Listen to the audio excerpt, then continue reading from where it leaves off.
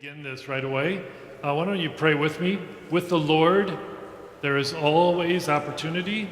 With the Lord, we can move from maintenance to mission. With the Lord, we can lead people to his sacred heart. With the Lord, we can help save souls in North Omaha. So, Matt, this is not working.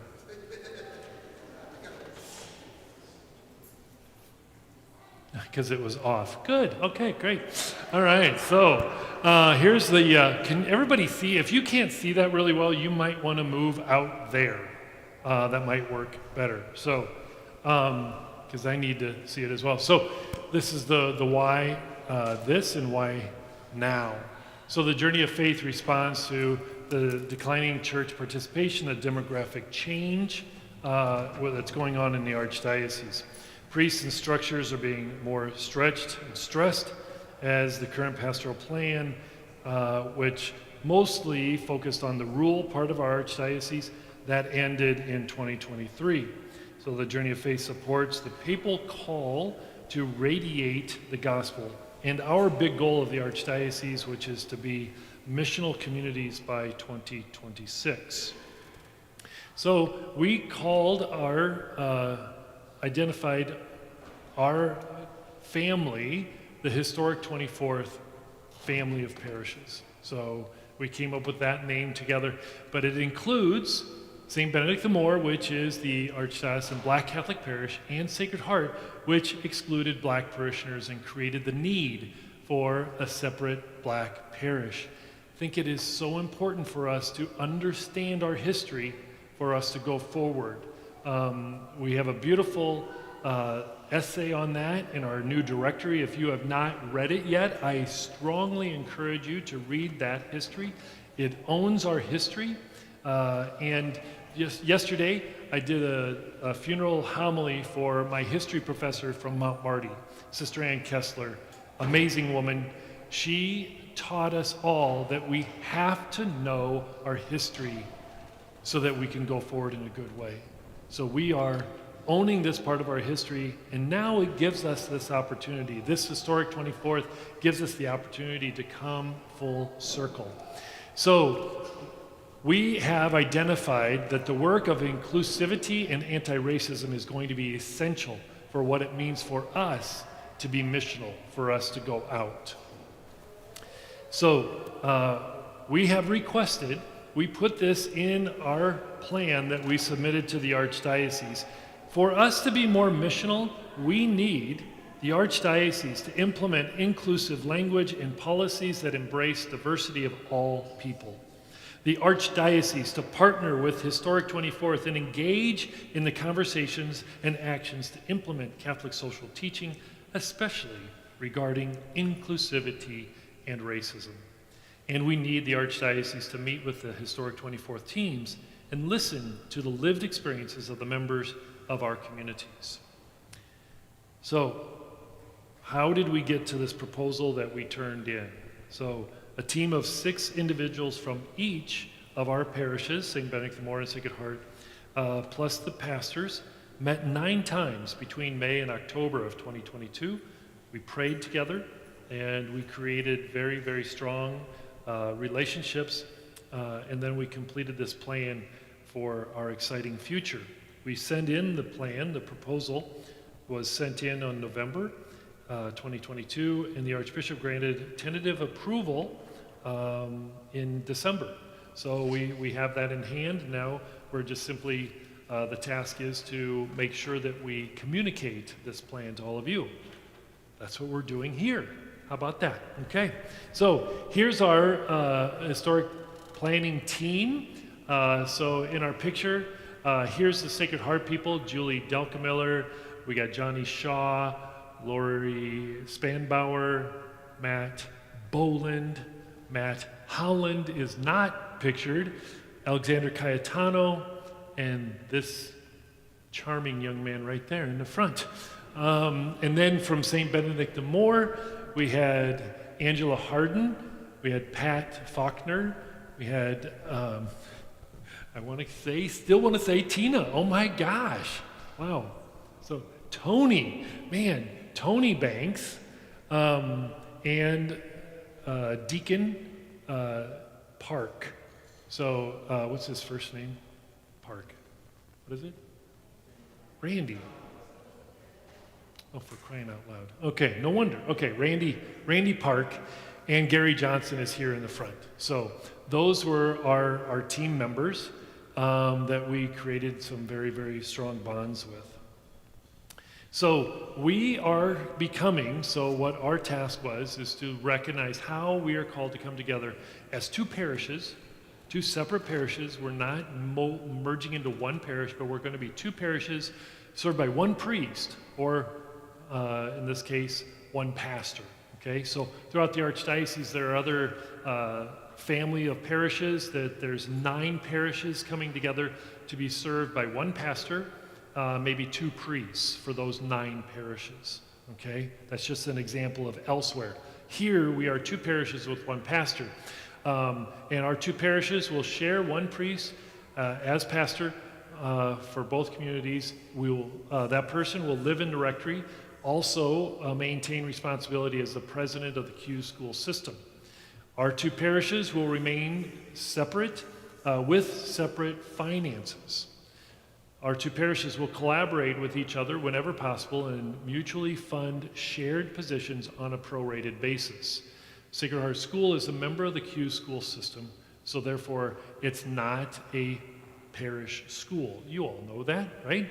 So neither St. Benedict the Moor or Sacred Heart has a parish school. So that was a part of the plan for some of those other circles or families of parishes, but that's not something we have to consider. All right? So the leadership bodies that will serve both parishes, we will share, so we're going to combine our pastoral council. That will merge 5 representatives from each parish, and we have also suggested that 3 of those members from the team that met together, 3 of those 6 people will serve on this newly formed parish council. The reason for that is that we've already created relationships, and so those 6 individuals will have that momentum to carry us forward, and then we'll have 2 other people from each parish who were not on those teams invited to serve on this combined parish council. Family leadership team, so the pastor's leadership team is right now it was composed of 4 people from Sacred Heart. It just happens to be our full-time staff people, and then the pastor.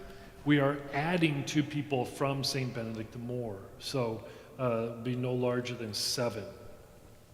Buildings Committee. So this is part of the directives from the Archdiocese that every parish has to have a coordinator for buildings and maintenance. Okay, we can have committees serving that person, but each parish has to have a coordinator of that. That's like a non-negotiable. Do you all know who our person is? You should really know. He's doing amazing things for us. George Vogel has been our coordinator of the building and the ground. I want everybody to give him a round of applause.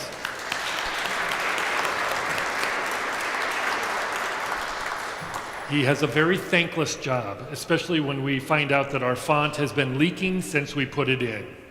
He's been trying to correct that. He's all over it. He's the one that has fixed all of the concrete around here, some of the cement blocks that were falling apart. He's done all of that work for us.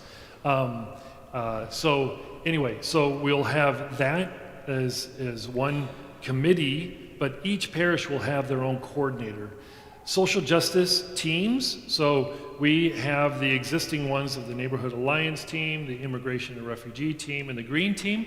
We're going to invite people from St. Benedict the Moor to join those and become active in what we're doing in social justice.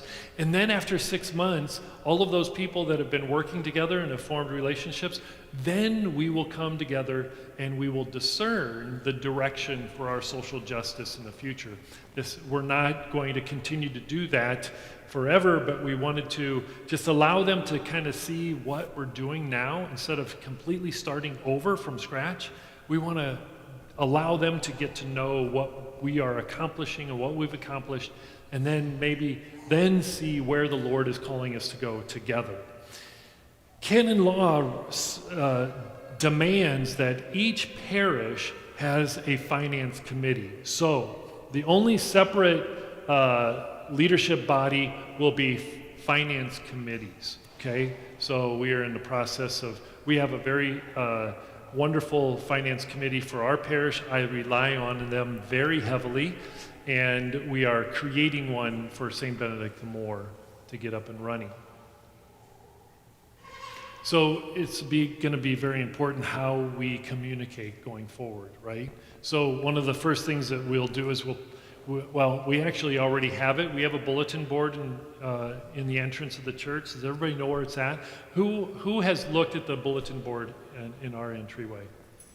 Yeah, so we don't do a very good job of that, do we? Right? It's actually hidden behind the door we have to come up with a better place for that. All right, but that will be a place for you to go, and if you guys is like, man, I really have this question, who will I contact about, whatever it is, especially as all the questions hopefully be about building and grounds, so that'll go to George, of course. So that's the kind of communication that we'll have on that board. St. Benedict the More will be added to our flock note license that we have already. So we will allow them to sign up as their parishioners under their parish, but we won't have to pay any more for that. Our license will cover that. How many of you have signed up for flock note? Here, raise your hands. Okay, those of you that have not signed up for flock note, guess what? You're missing out on our communication. So we strongly encourage you to sign up, okay? That is the most effective way for us to communicate. So we really encourage you to sign up if you haven't. And the two parishes will consolidate bulletins upon consulting with the St. Benedict the More parishioners. A shared receptionist, Pam Golka, will field all incoming parish calls for both parishes, and then she will route appropriate questions and concerns to key parish leaders at St. Benedict the More or the leaders at Sacred Heart. Most of her calls, though, she just says, the number for the Heart Ministry Center is, that's what she typically does. Staff members who co-coordinate events and programs will regularly communicate, okay? So that is how we will run our communication. So now we'll look at the Mass schedule. This is what will affect every single one of us in both parishes. So the weekday Masses will be at St. Benedict the More on Wednesdays and Fridays at 8 a.m. The weekend Mass at St. Benedict the More will be at 8:30. That will replace the 8:15 here at Sacred Heart. Of course, we just lived it this weekend. The weekday Masses will be at Sacred Heart on Tuesday at 8 a.m., and then the Thursday school Mass is at 8:30. The weekend Masses at Sacred Heart will be still at 5 o'clock on Saturday night, and then we're moving that 10 a.m., the 10:30 Mass to 10:45, as you saw this morning. So the reason why is that we give plenty of space in between these two morning Masses, so that I will be able to go downstairs at St. Benedict the More, which they have a beautiful tradition of having hospitality after every Mass. So we'll jump to the Christmas Mass schedule. So Christmas Eve, we'll have the midnight Mass at midnight at St. Benedict the More. And then the regular Sunday schedule will take care of Christmas Day. Of course, this year it was actually on a Sunday, but that's how we'll go forward as the regular scheduled Sunday Masses on Christmas Day. Sacred Heart will have that 4 o'clock Christmas Eve Mass and Christmas Day at 10:45. So this was really something that we actually counted at both churches this year to see what the numbers were. And so St. Benedict the Moor used to have this beautiful tradition of having a midnight mass. So we're able to bring that back to them. And we think that the numbers, going off the numbers that showed up this year, we will be able to fit everybody in. It'll be a lovely, tight fit, which we are excited about. But then the 4 o'clock mass, there was no way, like the numbers that came this year was like 330 or so. And the capacity at St. Benedict the Moor is 288 in their church. So that would be way too many people to fit at the 4 o'clock. That's one church only. While we're combining, we're probably gonna, hopefully we'll overflow our capacity of 450, okay? So I think it's going to work. We were really kind of worried about what is gonna happen for Christmas. So same thing with Holy Week. We got that schedule. So we're basically, we're gonna alternate parishes every year. So one year, Holy Thursday will be here, and Good Friday will be at St. Benedict the Moor. And by Ash Wednesday is going to be regularly, because what did we decide? We didn't even come up with that. The weekday mass, right? So, but we do have an extra mass, so we'll probably do one at St. Benedict the Moor in the morning, and then one in the evening here. Good question. But all of the other holy days of obligation, we're not adding. It'll just be whatever day it lands on, it'll be at that church. So if it's a Tuesday, it'll be here. If it's a Wednesday, it'll be at St. Benedict the Moor. We don't have a lot of people. The fact that I'm going to have to give you this information lets you know that we don't have a lot of people come to our Holy Day of Obligation Masses here, okay? Yeah, because those of you that still utilize that, you're probably going to the nearest church near your work. You're not driving by all the parishes to come down into this neighborhood, right? All right, so that's one thing that we don't have to take it possible. But that might work too. We don't have a big crowd for Ash Wednesday either, but we will have a 6 p.m. this year. We'll see how many people show up for that. So everybody good with that? Okay. Oh, alternating. Okay, that's good to know. Right. So Ash Wednesday masses will be alternating because, that makes sense. The morning will be at Sacred Heart for a school mass at 8:30, and then the evening will alternate parishes. Thanks, Matt.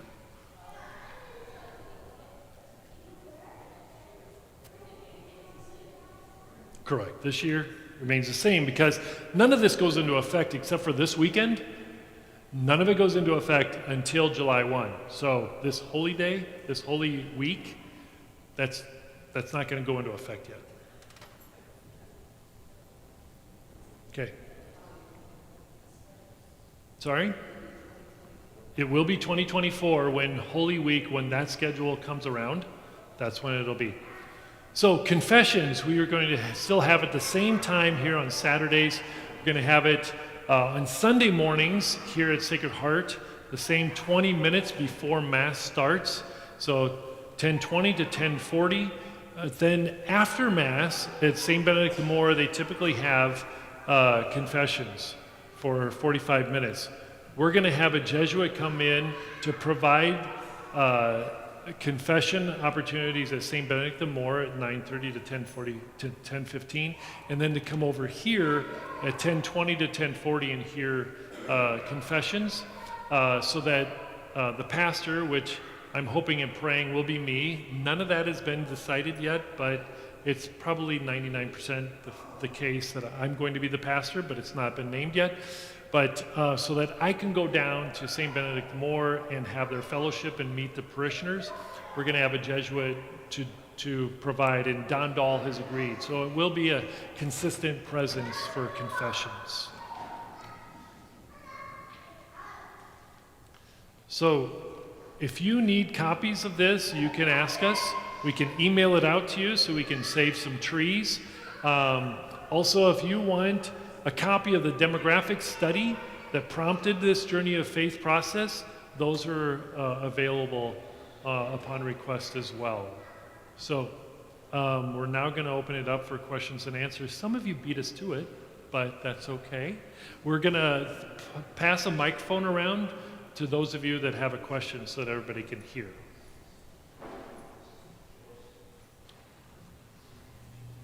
Who's got the other one? There we go. Okay, thanks. Okay. What's going to happen to our music ministry?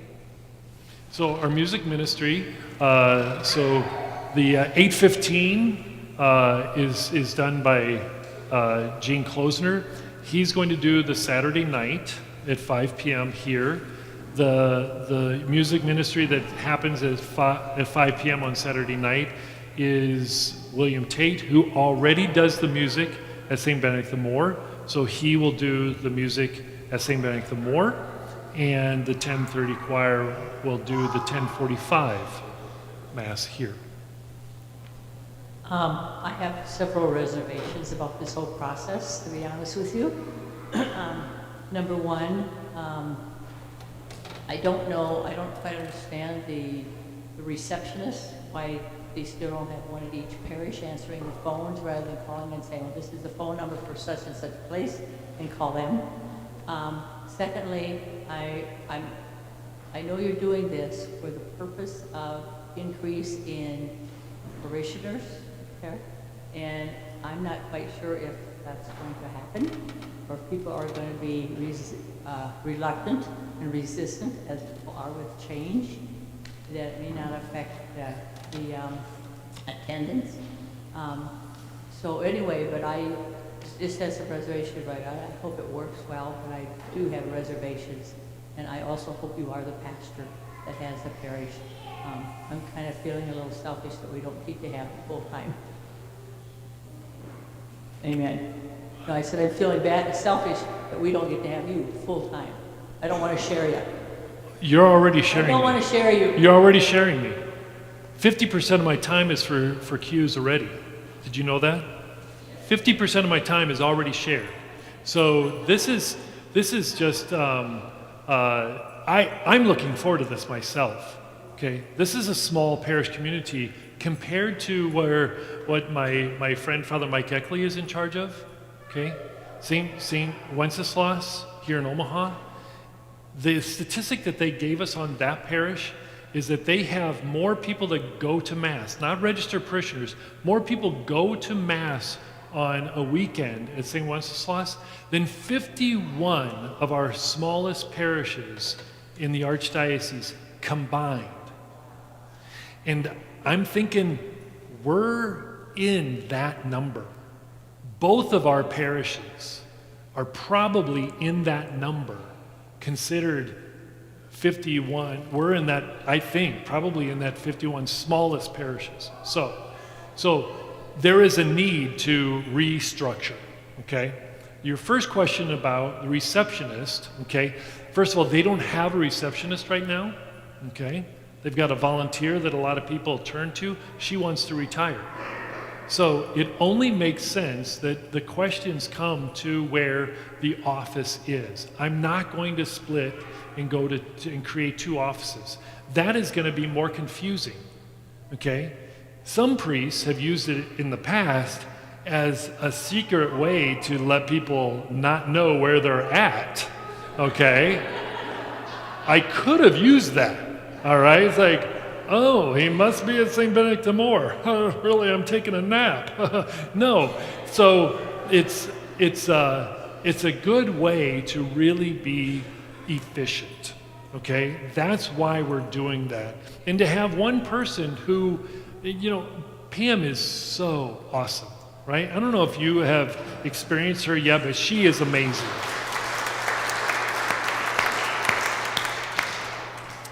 Somebody tell her I said that, because I don't think she's here. She was at the earlier one. Thank you very much. Take care of that for me.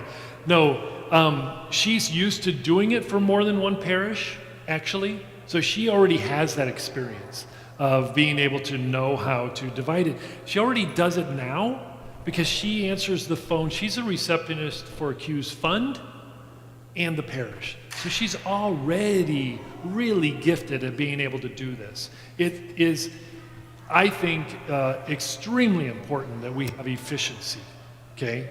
That we don't split my time, wasting time to drive down to another office and people not knowing where to get a hold of me. So, right here. Another question, the inclusive policies, when do we expect the Archdiocese to start taking priority on those? I'm so excited about that. It's above my pay grade. Sorry, Oh. above my pay grade. Thanks for the question. Well, we already talked about this, but you know what I'm going to ask. Has that combined team looked at physical accessibility in terms of people who use assistive devices, including the hearing devices that we just spent so much time trying to figure out? We haven't talked about hearing devices, no. Okay, yeah. Yeah. So it brings up a really good question. You heard the question, right? So there's a lot of stuff that we're gonna have to grow into, right? There's a lot of stuff that they're used to that we're gonna have to grow into.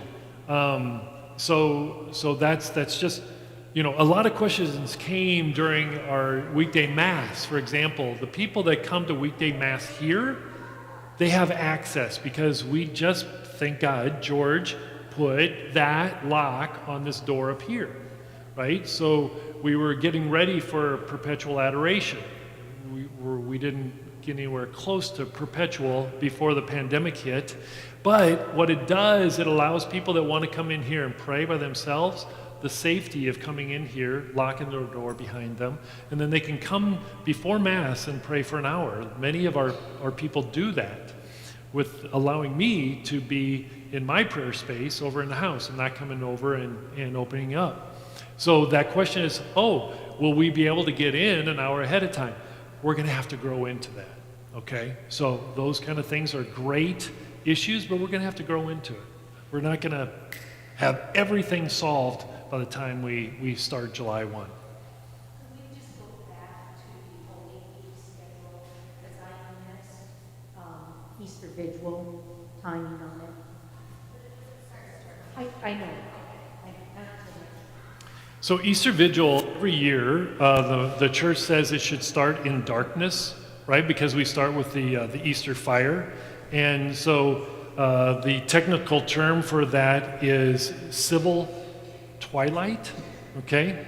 If you have a hunting app on your phone, it'll tell you when civil twilight is, okay? Or otherwise known to some of us as legal shooting time, okay? So, which is 30 minutes after sunrise and 30 minutes after sunset. That's probably TMI, right? Yeah, okay. Hi. First of all, thank you for all the hard work. I've been around watching this happen, and a lot of people have put a lot of time and effort into this, and I'm sure it's not been easy, so thank you and all the staff.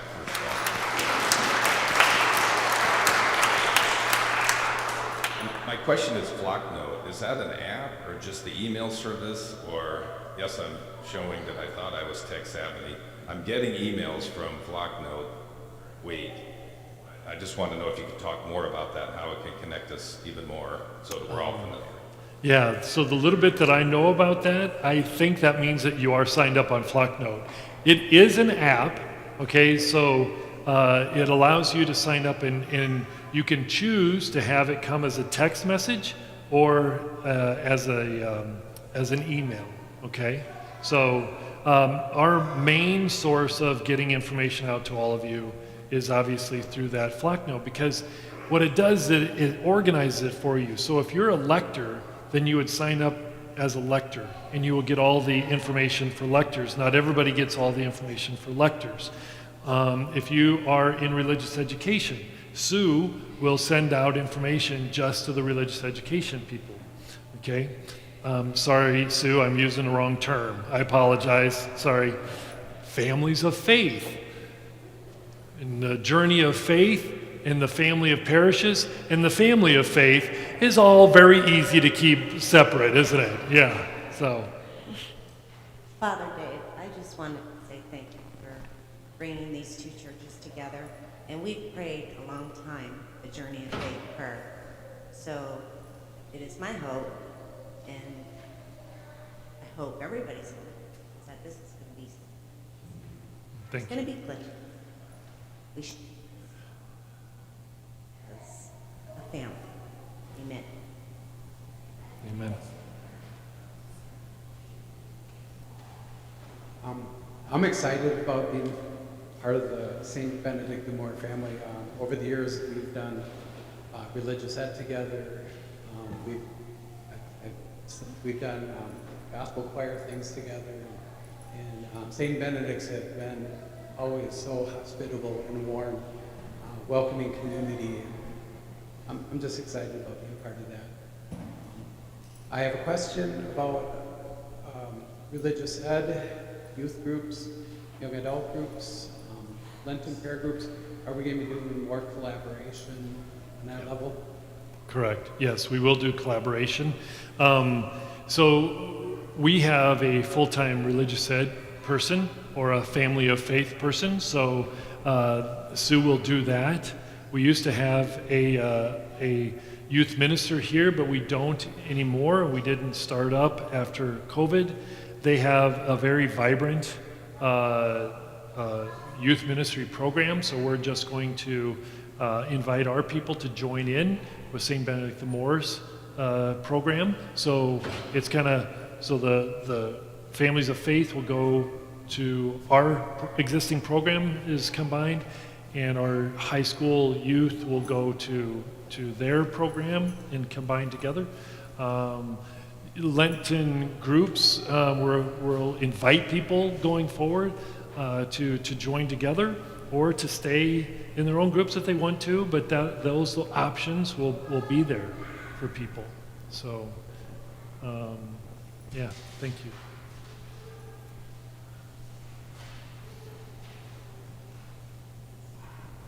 Thinking about parties, are some going to be moved to July?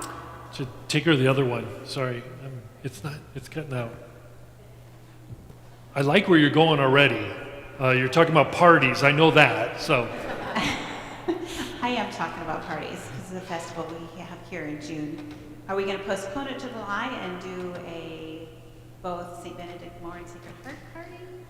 I just think that is so life-giving, and what does that look like going forward?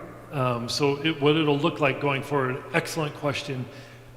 Each parish will have their own basically Sunday Mass, where the other Masses on Sunday will be canceled, like we do here for our festival, which will remain on the first weekend in June. Okay, that's when Sacred Hearts will be. We'll invite them to come this year, but since it isn't starting up to July 1, we're not going to move it this year, we're just going to invite them. But then, since we will have started the new schedule, by the time the October 6th, what is do you know? When is, No, the feast of St. Peter Claver,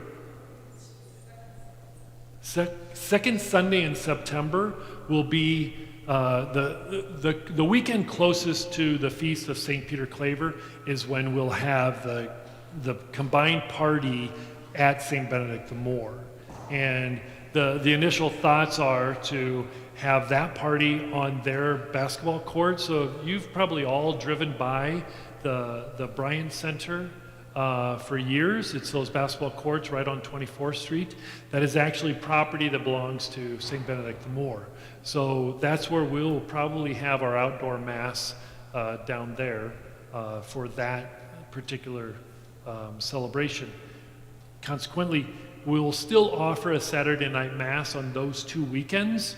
So when we have the celebration here at Sacred Heart, the Mass will be at St. Benedict the Moore on Saturday night. When we have the Sunday morning Mass at St. Benedict the Moore, the Saturday night Mass will be offered here at Sacred Heart. So, great question.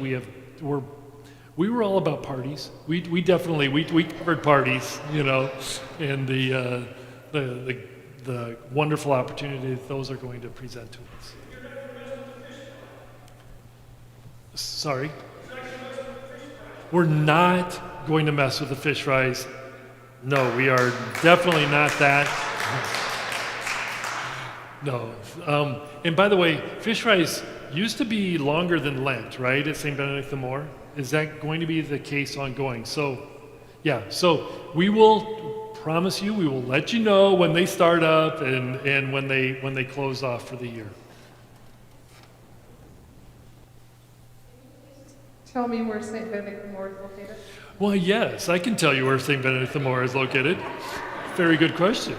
So 25th and Grant, okay? 25th and Grant. So if you just, it's just one block from Lake, 24th and Lake. You go one block further, and then you won't go one block west, and you are there at 25th and Grant.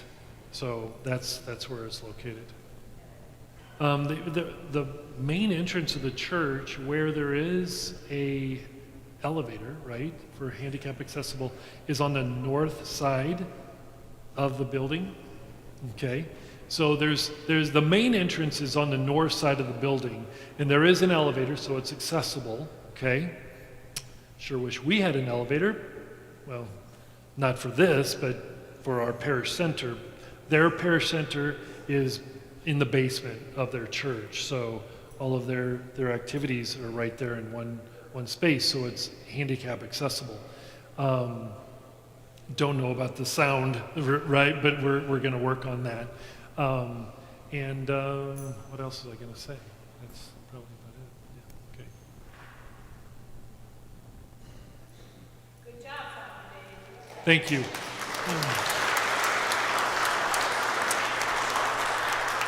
So I just want to go back to the importance of who we are.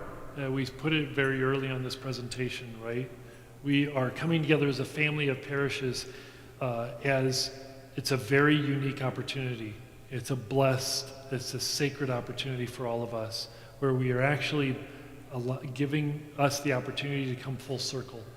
The parish that turned Black Catholics away at the door is being given the opportunity to join together in a family of parishes with the parish that was formed because of our actions, the Black Catholic Parish of the Archdiocese.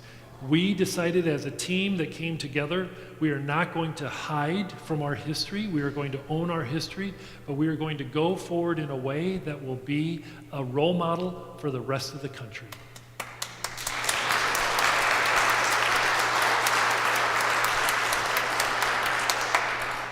We discussed together that as Sister Ann Kessler taught me, I did her funeral homily yesterday morning. She was my history professor at Mount Marty College. She told us it is so important that we know our history. We have to know our history so that we can go forward in a good way and not repeat our mistakes.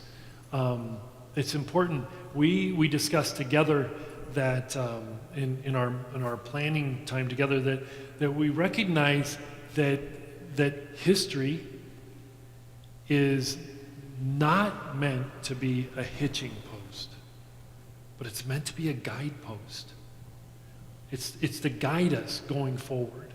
And so in order for that to guide us well, we need to know it and we need to own it.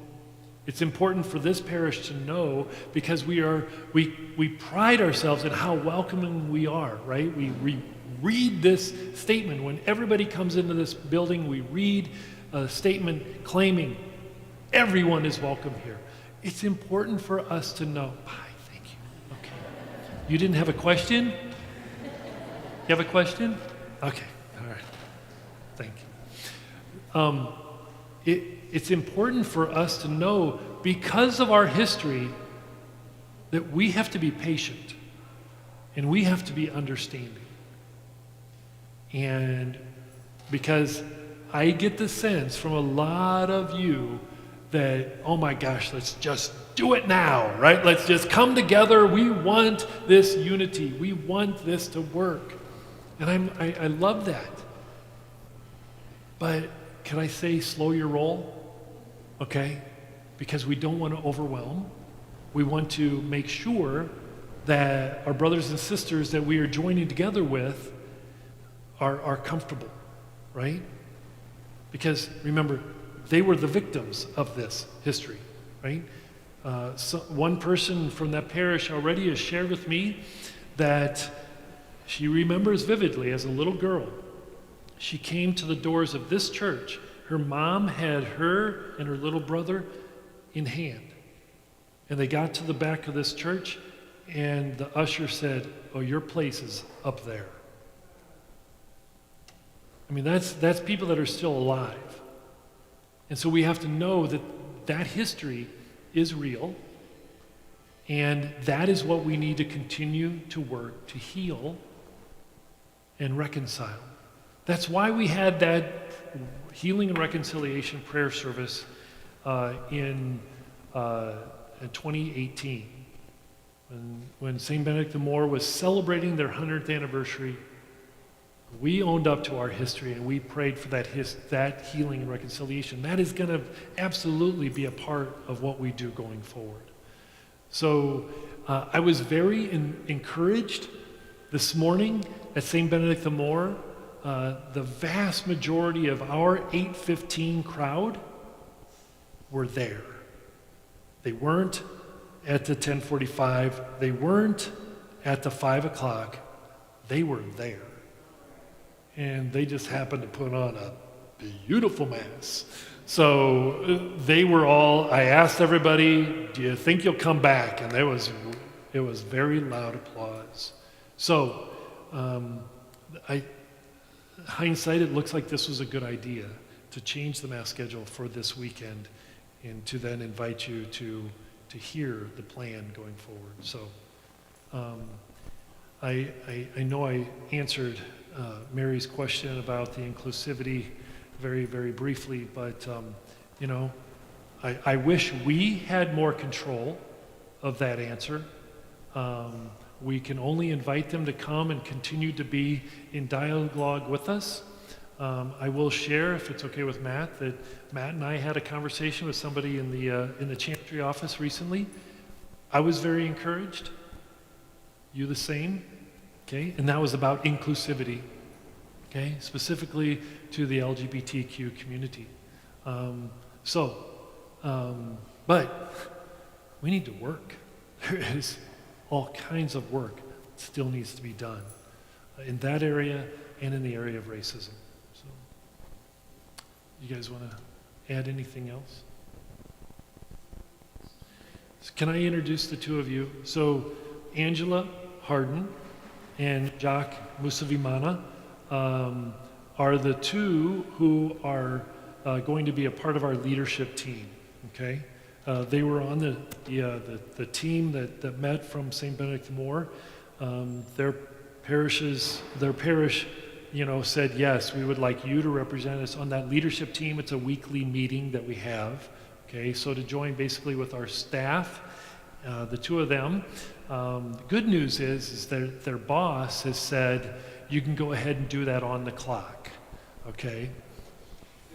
That was me, because they work for Q's. So we're grateful that we hope that we know it's all about time too. So yeah, I know that just it's really generous of me, but I can't put any more time on the clock for you guys. But we'll really try to make this happen for you. So. Can we say a prayer? No, we don't pray. We don't. Yeah. Somebody want to lead us in prayer? I'll say it. Dear Lord, bless us who are here. Bless us who are going to love and embrace God's love. And bless us with the knowledge and the grace that this is the right thing, Lord, because love always wins. Inclusivity is love. So, Lord, let us lift our hearts up in this prayer. Amen. Thank you. Just one more thing for our brothers and sisters watching online. The Mass at 5 o'clock will be streamed as well now going forward, as well as the Mass at St. Benedict the Moor will be streamed also. So all three of the Masses now that we'll have as a parish family starting July 1 will be streamed. So that's for your FYI for those of you online. So. Okay, all right, super. We are adjourned.